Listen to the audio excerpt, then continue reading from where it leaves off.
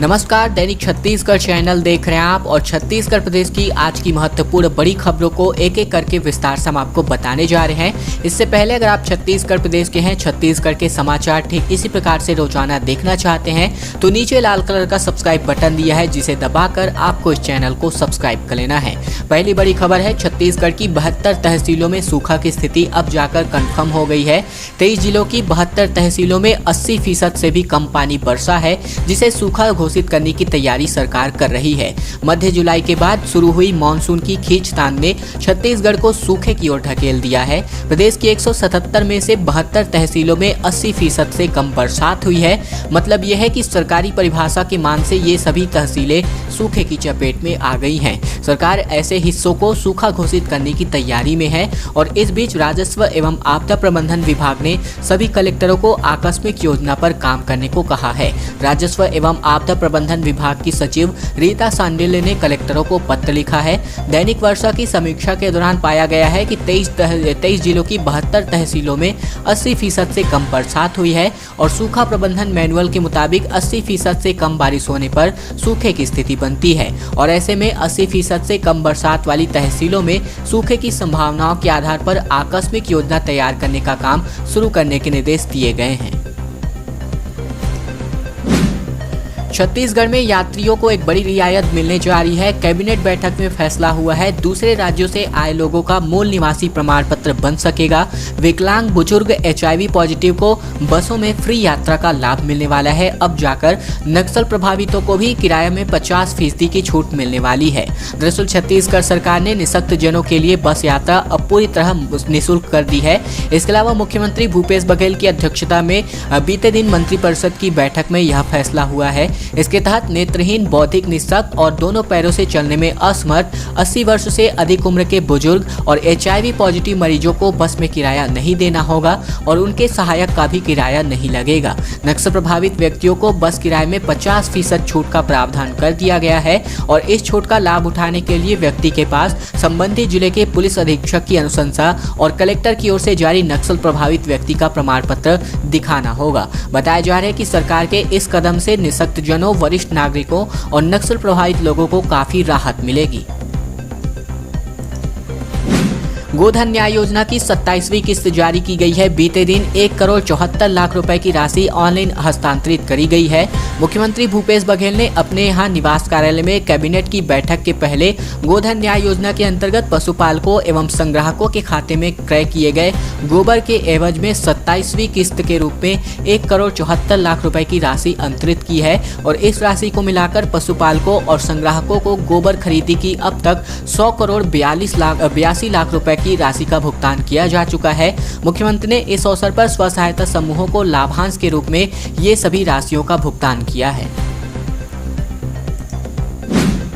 अब घर घर जाकर के वैक्सीन लगवाई जानी है। स्वास्थ्य विभाग ने इसके लिए तैयारियां शुरू कर दी है। ग्रामीण क्षेत्रों से इसकी शुरुआत होगी। जिले में अब तक 53% ही वैक्सीनेशन हो पाया है।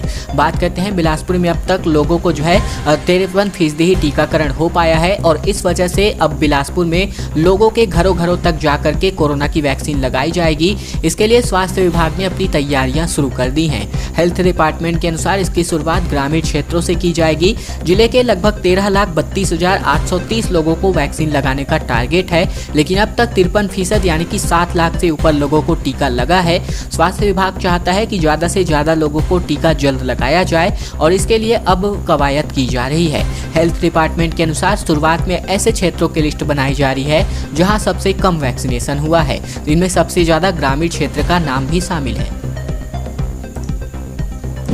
भूपेश कैबिनेट की बैठक खत्म हुई है। बसों का किराया 25% बढ़ाने और नई फिल्म पॉलिसी को मंजूरी मिल चुकी है।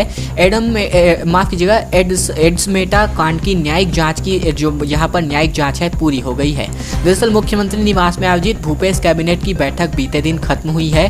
बैठक में प्रदेश में बसों के किराए को 25% बढ़ाने और नई फिल्म पॉलिसी को मंजूरी दे दी गई है। तो वहीं बैठक के बाद यह भी बताया गया है कि एड्समेटा कांड की न्यायिक जाँच जो है पूरी कर ली गई है। सरकार इसे विधानसभा के अगले सत्र में पेश करने वाली है। कैबिनेट की बैठक में दूधाधारी ट्रस्ट को नवा रायपुर में 30 एकड़ जमीन देने की सहमति बनी है और जमीन के एवज में एनआरडीओ को 18.68 करोड़ रुपए दिए जाने हैं। प्रदेश में मिलेट्स धान मिशन के तहत कोदो, कुटकी, रागी के उत्पादन को भी बढ़ाने की सहमति बनी है और इसके लिए 177 करोड़ रुपए का प्रावधान किया गया है। वहीं राजीव गांधी किसान न्याय योजना के तहत 9,000 रुपए प्रति एकड़ की सब्सिडी को मंजूरी दी गई है और प्रदेश में अतिरिक्त जेल महानिरीक्षक के पद को भी मंजूरी दी गई है।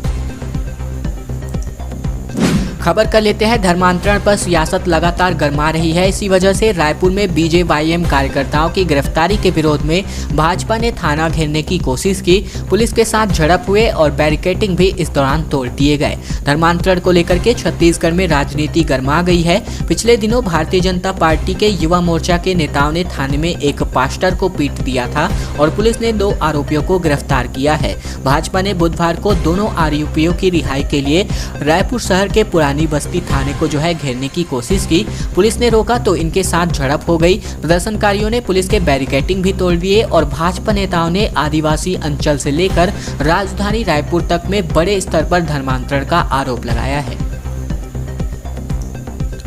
शहर में निकाली गई रैली, शहर पहुंचे ग्रामीण, बारिश में भी जमे रहे, बोले उद्योग नहीं पर्यटन चाहिए। बात करते हैं, जसपुर में उद्योग स्थापना की सुगबुगाहट से ग्रामीण घबराए हुए हैं।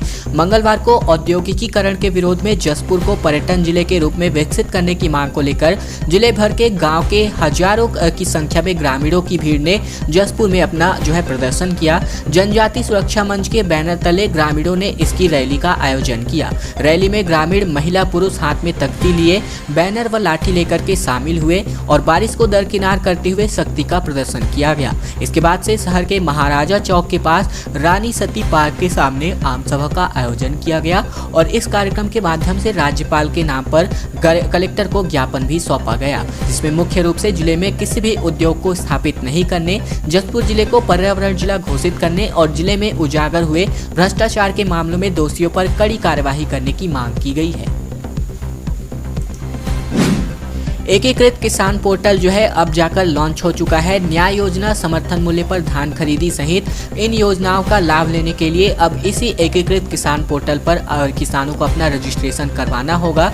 दरअसल बात कर लेते हैं, मुख्यमंत्री भूपेश बघेल ने अपने निवास कार्यालय में कैबिनेट की बैठक के पहले एकीकृत किसान पोर्टल को लॉन्च किया है। कृषि विभाग द्वारा तैयार की गई एकीकृत किसान पोर्टल पर राजीव गांधी किसान न्याय योजना, समर्थन मूल्य पर धान खरीदी, मुख्यमंत्री वृक्षारोपण पर प्रोत्साहन योजना तथा कोदो, कुटकी, रागी उपार्जन योजना का लाभ लेने के लिए किसानों को एक बार ही पंजीयन कराना होगा। विभिन्न योजनाओं के लिए किसानों के पंजीयन की प्रक्रिया का इस पोर्टल के माध्यम से सरलीकरण किया गया है और इसमें विभिन्न योजनाओं के लिए किसानों का सुगमता पूर्वक पंजीयन हो सकेगा। इसके अलावा एकीकृत पोर्टल के माध्यम से योजनाओं के क्रियान्वयन, प्रबंधन, पर्यवेक्षण और रिपोर्टिंग में भी आसानी होगी। एकीकृत किसान पोर्टल में भूमि की गिरदावरी एवं भूइयां पोर्टल से ऑनलाइन सत्यापन होगा तथा सटीक एवं त्वरित डाटा प्राप्त किया जा सकेगा।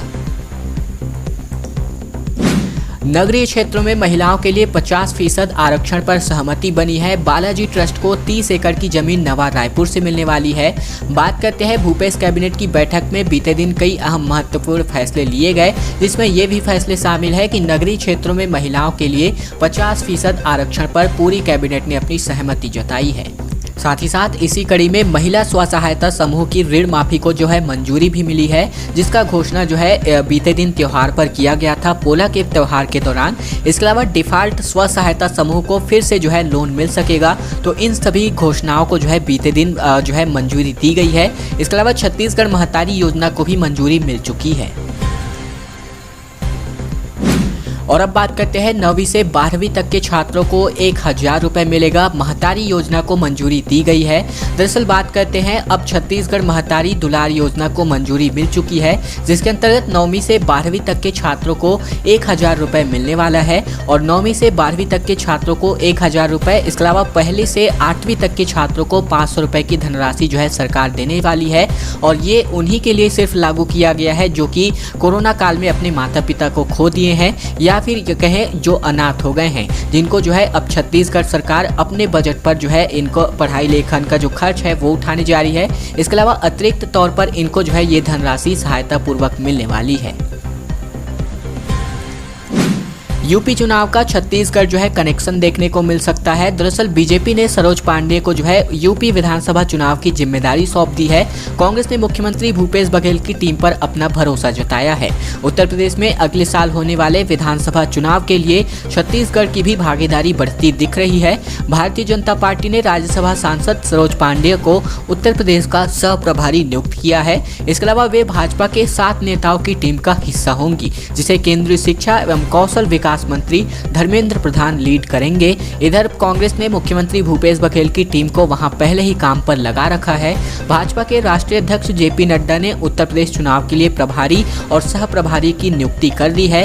केंद्रीय मंत्री धर्मेंद्र प्रधान इस चुनाव के लिए उत्तर प्रदेश के प्रभारी होंगे और केंद्रीय सूचना एवं प्रसारण और खेल मंत्री अनुराग सिंह ठाकुर, केंद्रीय संसदीय कार्य मंत्री अर्जुन राम मेघवाल, राज्यसभा सांसद सरोज पांडेय, केंद्रीय कृषि मंत्री जो है शोभा करंदलाजे, कैप्टन अभिमन्यु, केंद्रीय शिक्षा राज्य मंत्री अन्नपूर्णा देवी और राज्यसभा सांसद विवेक ठाकुर को सह प्रभारी के तौर पर टीम में रखा गया है। दोस्तों, अगली बड़ी खबर की ओर बढ़ते हैं उससे पहले हमारी एक छोटी सी प्रार्थना आप सभी से। वीडियो अगर आपको पसंद आ रहा तो इस वीडियो के नीचे लाइक बटन है, जिसे दबाकर आपको इस वीडियो को लाइक कर देना है। नीचे लाल कलर का सब्सक्राइब बटन भी दिया है, जिसे दबाकर आपको इस चैनल को सब्सक्राइब कर लेना है। तो वही घंटी को दबाकर ऑल नोटिफिकेशन को भी आपको सेलेक्ट करके रख लेना है, ताकि प्रतिदिन की महत्वपूर्ण खबरें छत्तीसगढ़ के ठीक इसी प्रकार के समाचार रोजाना हम आप तक पहुंचा सकें। तो इस प्रकार की खबरों को रोजाना पाते रहने के लिए इस चैनल को सब्सक्राइब करने का छोटा सा काम आप लोगों को जरूर से कर लेना है। छत्तीसगढ़ के 450 स्कूल पूरी तरह बंद हो चुके हैं। सर्टिफिकेट के लिए लगातार 40,000 से भी ज्यादा छात्रों के पेरेंट्स इधर उधर भटक रहे हैं। कोरोना संक्रमण ने रायपुर समेत प्रदेश भर में शिक्षा व्यवस्था को भी संक्रमित करना शुरू कर दिया है। विद्यार्थियों से 100% शुल्क न मिलने, प्रवेश कम होने और बढ़ते स्टाफ खर्च को मेंटेन नहीं कर पाने की वजह से जिले में 34 और प्रदेश में कुल मिलाकर 450 प्राइवेट स्कूलों को बंद कर दिया गया है। इन स्कूल प्रबंधकों ने जिला शिक्षा विभाग को बाकायदा पत्र देकर स्कूल बंद करने की सूचना दी है। स्कूलों के बंद होने से यहाँ के अध्ययनरत लगभग 40,000 से भी ज्यादा विद्यार्थियों को अच्छी खासी परेशानियों से जूझना पड़ रहा है। इसके अलावा बंद हो चुके स्कूलों से विद्यार्थी दस्तावेज नहीं ले पाए हैं। दस्तावेजों की कमी के चलते दूसरी जगह प्रवेश लेने में परेशानियां हो रही हैं और इन स्कूलों के अलावा अभी भी लगभग 150 स्कूल बंद होने की कगार पर हैं। ये स्कूल बंद ना हो, इसके लिए निजी स्कूलों के संचालक शिक्षा विभाग आरटी राशि की मांग कर रहे हैं। अंतिम खबर आ रही है, झीरम हत्याकांड की फिर से सुनवाई बढ़ चुकी है। केंद्र सरकार के वकील ने यहां पर मांगा है समय। कहा अगली बार दिल्ली से एडिशनल सॉलिसिटर जनरल आकर जो है बहस करेंगे। 15 सितंबर को इसके लिए अगली सुनवाई तारीख तय की गई है। झीरम घाटी हत्याकांड में दरभा थाने में दर्ज एफआईआर को चुनौती देने वाली याचिका पर हाईकोर्ट ने 15 सितंबर के लिए सुनवाई बढ़ा दी है। हाईकोर्ट में मामले की सुनवाई के दौरान केंद्र सरकार की तरफ से मौजूद assistant solicitor general Ramakant Mishra ने कोर्ट से समय मांगा है। उन्होंने कहा है कि अब मामले की अगली सुनवाई जो है दिल्ली के एडिशनल सॉलिसिटर विक्रमजीत बनर्जी बहस करेंगे। एनआईए पर ठीक से जांच नहीं करने का भी आरोप लगाया गया है। दरअसल झीरम कांड में दिवंगत कांग्रेस नेता व पूर्व विधायक उदय मुदलियार के बेटे जितेंद्र मुदलियार ने जून 2020 में दरभा थाने में एफआईआर दर्ज कराई थी और उनकी रिपोर्ट पर पुलिस ने धारा 302 और 120 के तहत आपराधिक प्रकरण दर्ज किया था, जिसके बारे में भी हमने आपको सूचना पिछले साल जो है दिया हुआ था, अगर आपको याद हो तो। खैर दोस्तों, आज की खबरों का सिलसिला बस ये तक का था। वीडियो अगर आपको पसंद आया होगा तो इस वीडियो के नीचे लाइक बटन है, जिसे दबाकर आपको इस वीडियो को लाइक करना है। नीचे लाल कलर का सब्सक्राइब बटन भी दिया है, जिसे दबाकर आपको इस चैनल को सब्सक्राइब कर लेना है। साथ ही साथ घंटी को दबाकर ऑल नोटिफिकेशन को भी आपको सेलेक्ट करके रख लेना है, ताकि प्रतिदिन की महत्वपूर्ण खबरें छत्तीसगढ़ के समाचार ठीक इसी प्रकार से रोजाना आप तक पहुंचा सके। तो छत्तीसगढ़ के समाचार को रोजाना पाते रहने के लिए छोटा सा काम आपको जरूर कर लेना है।